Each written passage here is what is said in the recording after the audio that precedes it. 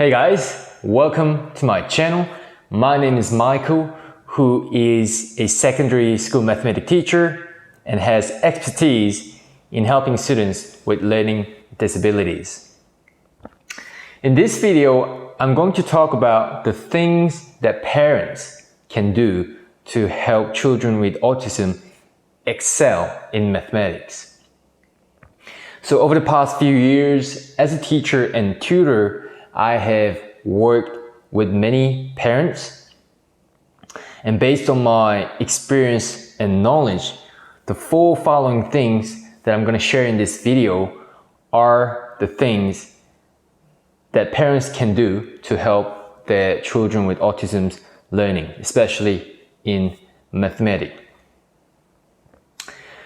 So to start off with, number one is cooperation and active communication with people who are involved in my child's education, including the classroom teacher, speech pathologist, behavior therapist, and psychiatrist.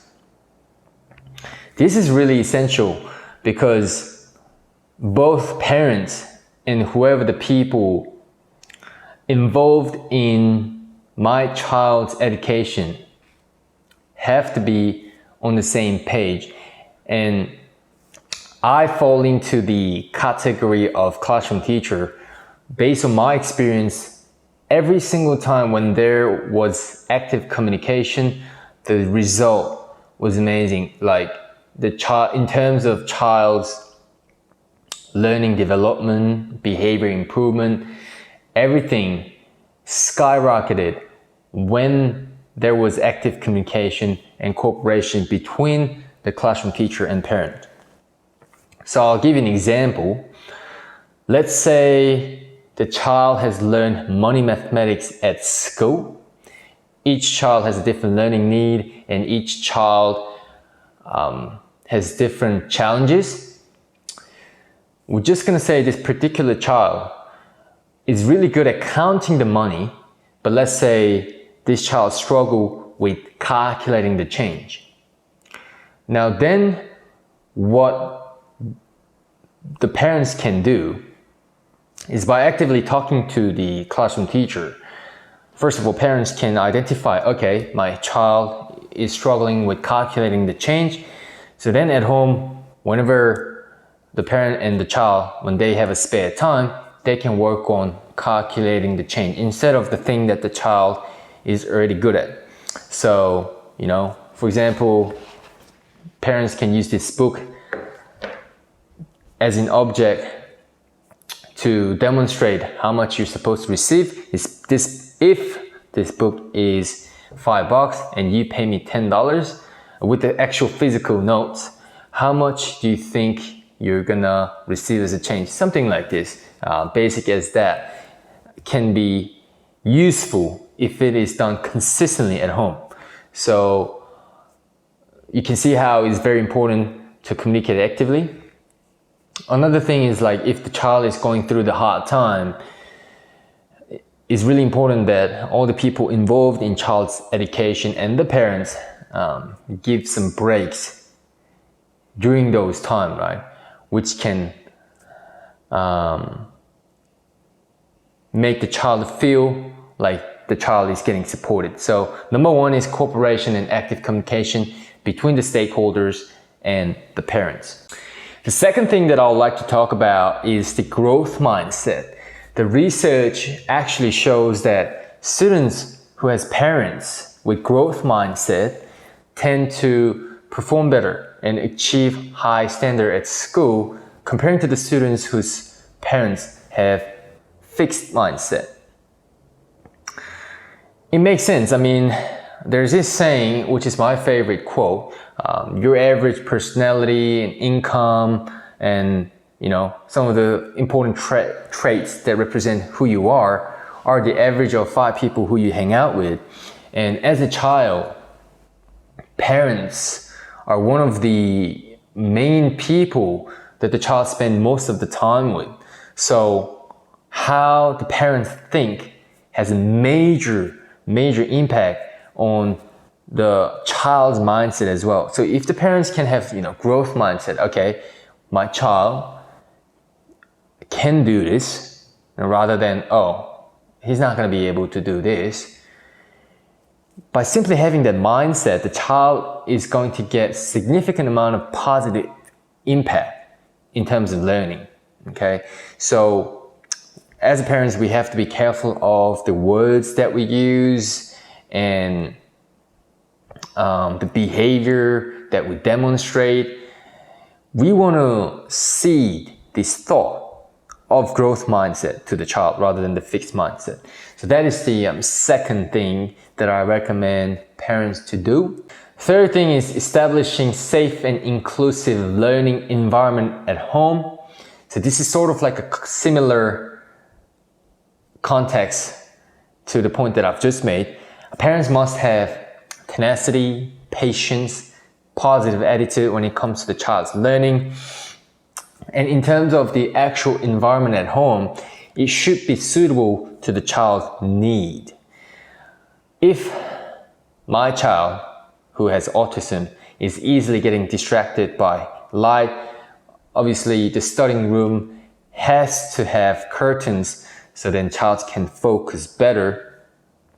And it's good to say it's okay to make mistakes. We're all learning. Nobody is good at specific thing when they're learning for the first time, including the world-class swimmer. They all take some time to learn stuff, and hard work always beats the talent, right? So we need to be mindful of that. Growth mindset is good, but we don't want to set like too much high expectation all the time. Growth mindset is more about my child will have difficulties in learning, but my child will eventually get there because I believe in my child's capacity and ability and attitude for my child to get there. Whereas high expectation is more like, I need you to be here.